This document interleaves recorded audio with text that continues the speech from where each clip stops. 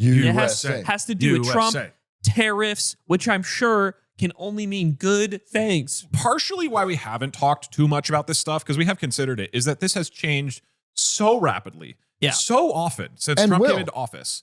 Literally every week, he's changing what is happening with tariffs. It was like, we're going to put massive tariffs. Never mind. It's going to be tit for tat. We only match other countries' tariffs. Never mind. Full tariffs on these countries. Like going back and forth with Canada and Mexico and all. It's like been all over the place. And this announcement, correct me if I'm wrong, was him being like, this is the day where we really set it out. This is the tariff policy. So during the campaign last year, he said that November 20th, whatever the election day was, November 4th, that's Liberation Day. And then we got there and it came and went. And then he said Liberation Day will be January 20th, my first day in office. And that came and That's Liberation. And then he said, so ever since then, we weren't liberated yet. Well, no, it didn't quite happen. But this is the real day. He said April 2nd, that is Liberation Day. That is the day we let out our truly sweeping tariff package across all the enemies who have been, quote, I don't know if I have the quote here, but is he going to say nice things? It was like, I'm going to say this. It was like taking advantage, pillaging, and raping us.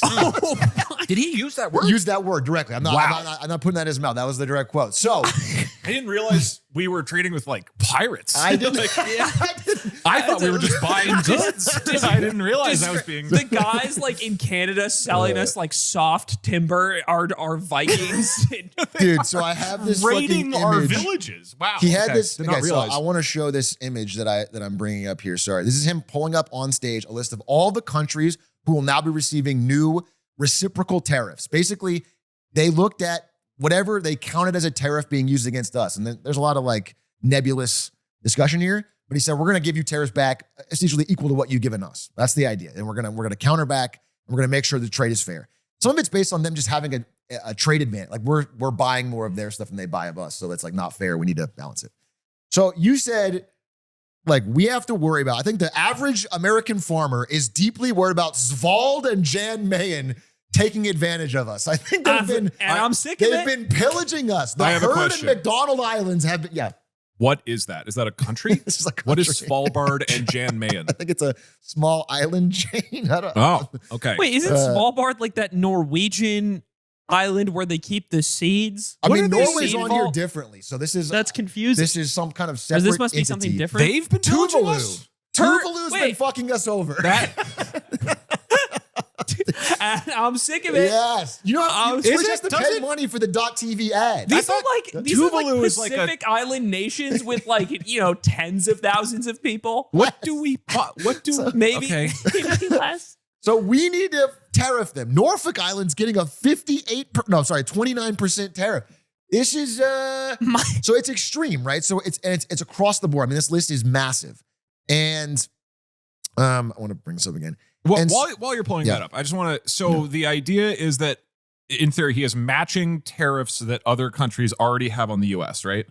I'm going to do my best at the risk of. I'm in the villain chair. I'm going to do my best to vocalize the argument for these tariffs to some degree. But first, I want to. The villain chair. Yeah, the villain chair is powerful. Again, I want to reiterate that not every single idea I express here is what I am advocating for, but certainly that is. The most common thing I've heard from people saying tariffs are good is these are reciprocal. Countries outside the U.S. are already have these major tariffs on us. We have much, much lower tariffs in return.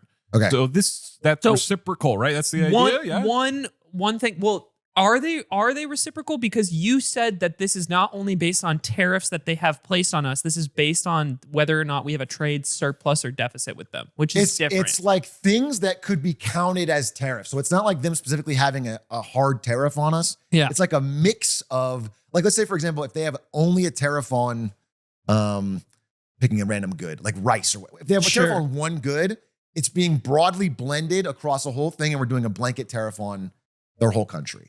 Or if they have a tariff, or if they have a thing where it's certain things can't ship there. Whatever. There's any type of thing is being calculated as a number and it's being blended and saying, we're just going to blanket that out. And we're tariffing back all goods from that country in response. It's a blanket. This is the blanket number that applies to everything that country sends us. That's correct. So just to make sure I'm following this, if India, for example, tariffs American corn, which they do, there's massive tariffs on American corn. And the problem there from the farming perspective of Americans is we can't sell corn to India, but we buy tons of stuff from India. And the idea is if they're specifically tariffing corn, we are putting matching that against all Indian goods. It's not exactly the corn number. It's like they're estimating what they think the overall number would be based on the things that they tariff. They're making a blended number and they're saying we're fighting back. That's the idea. Okay. This is on top. These reciprocal tariffs are on top of the tariffs he's already done. So like China, for example, already has, I don't know the exact number, 25%, something like that tariff to US to China. He's added an additional 25 to fight this reciprocal tariff. That's the idea. So wait, today he added 25? Yes, today. Wait, doesn't that mean right it's like now? 40? It's like in the middle of the day. Doesn't that mean it's 45 total now? Yes, no, it's 54 now. 54. The tariff on China is now at up to 54%. Okay, all goods. I want to get a timeline here. I believe at the beginning of the year it was 10, right? Yes. Before Trump. Yes. And then he upped it to 25, right? Yes. So it became a 25% tariff from a 10. And then today it goes to 50. Was the big, and again, I feel like in the air, I feel a little liberated. I'll keep it. I'll keep it a stack. Yeah, keep it a stack. Because I think something with issues like this is that oftentimes when you talk about something like tariffs as a regular consumer, it's not super clear how it will immediately affect your day-to-day life. I am groaning right now because I run a company that manufactures clothes in China and like often in China, and we bring them over from China to the US to sell them. That is how Mogul Merch makes a lot of the clothes that it makes. You actually pick only the sweatshops, right? You're always trying. 54% is crazy, dude. This is bad for what I have to do this year. This is bad for the business that I effectively run. Can you quickly explain for my audience what you're doing at Mogul Moves? Yeah, I actually so don't my- know. This my is longest- Ludwig's company, Yeah, right? Yeah. My longest term job with a lot of people don't know this. I literally have a day job. I work at Ludwig's company, Mogul Moves. My old job was that I ran his merch company. Not only for him, it also did the merch for the yard. It used to do merch for other influencers for a time. But we mostly just focus on Ludwig's clothes now. My job has changed a little bit. I run Ludwig's like whole company now, but I am still in charge of the merchandise as well. The reason that this affects this so directly is like usually like, you know, if you happen to be listening to this and you happen to be someone who's bought some of our merch over the years, you might notice that it's actually like pretty like high quality stuff, like something impressively custom made for what you'd expect from influencer merch, which is something we're very proud of. The way things like that work when you want to make like a really custom jacket with specific specifications and not just a blank hoodie that you like print on, which is a lot of what merchandise is, you have to make the specs of the product and then go to a factory and get that product specifically made. A lot of the industry for that type of item exists primarily in China. China has a very, very developed and specialized manufacturing sector because of all the business they've done over the past decades, right? And a problem is a lot of that type of manufacturing doesn't even exist in the US. There isn't a local option you can go to because economically, it doesn't really make sense for that type of company to exist. Like if I wanted to make that type of custom clothing in the US, I would need to go to a US factory that might be able to do that. And that sort of business for those special types of jackets or hoodies or whatever we want to make don't exist in the US. So we work with factories in China, factories in Portugal, places where that is more like economically viable and that industry does exist that can make that item. So in the short term, like in response to these tariffs, right? The tariffs that already exist on China and the increase that had gone into place prior to this was already affecting our new orders of clothes going into this summer. And it's actually been tough because the drops we have coming up are also licensed drops with like IP. So you're balancing the fact that you have to split the cost with like the licensor that you're working with. Now the cost of manufacturing the goods is going up because of these tariffs. And then this adds a huge percent to the base cost of those goods that we're making. I'm locked into those contracts to make with those factories already. I can't back out and like make another decision now. So that is why I am like, this is a very selfish reason to be exasperated, but I think probably something that other business owners in the US are feeling right now is they see this giant list and then be like, oh, this fucks me over, basically. This is perfect. Let me just go on this real quick. This is a perfect example. I also want to hear it because this is exactly what Trump wants. Exactly. Your But I response wanna right explain. now, which is So Donald Trump would like you, in response to that, Oh yeah, to build a factory in America. I know. Or for the demand to create a factory in America. I'd love that. That is what he would like, so that you would do this. And I can. How I much don't- could it cost, Michael? I don't $10? agree. But I want to steel man this argument. Okay, the idea is that all our manufacturing has gone to these different places. We want to bring it back. If we make it too expensive to buy from there, eventually someone will build it here. Is the idea. Now we've talked about the Jones Act and how that stuff's going to end up backfiring, and American consumers end up paying more for like a less quality product where they build it up. But not even that. So if you are a person with a bunch of money and you're thinking, okay, well, I guess I'll build this factory. Me. What you have to think about is in longer term cycles, like With more than factory a couple of building years. money. So you're like, okay, if I'm going to build this, then in 4 years or whatever, these tariffs better still be around. Because if they go away or they change, then I'm left with this unprofitable American factory that I spent all my money on, and then everyone's back to buying stuff from China for cheaper. So the tariffs have to be truly ironclad and rock solid and long-term and built with that in mind. Now, what we've seen so far is so chaotic and so scatterbrained and so up and down, and so that it makes it impossible for any businessman to realistically get the funding, the agreement, the board approval to be like, all right, well, I'm gonna take the risk and I'm gonna build this in America. That's even if this would work. Now, there's other many. I say the other part of this is so part of the reason that the factory doesn't exist in the US at all in the first place, right? Is that if you opened that factory, the prices would be higher than the Chinese one, right? You would have to be the labor cost, the cost of building the factory. We can't even hire kids everything. here.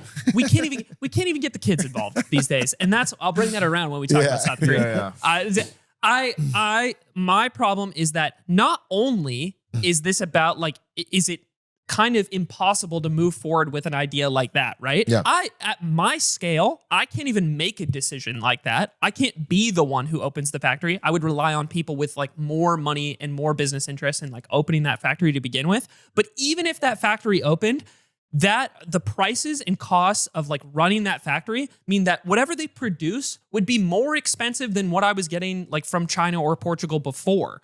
And the prices of how I have to sell the custom jacket that maybe I do get to make at that factory eventually are way higher than what I would have been able to sell the jacket at. So the hoodie that maybe we get to sell for, I'll make an example in my head. A common, a nice hoodie that we recently made cost around $80, $85. The margin to Mogul Moves at the end of all of that was a $20 margin-ish. And if we wanted to maintain that margin, the price just would have to shift up by whatever the value of the tariff is on that good, right? And and if I went to that American company that's producing it at a higher cost, then I have to sell my consumer a more expensive, more inaccessible hoodie. They are not benefiting from it either. Less people will be able to buy that product.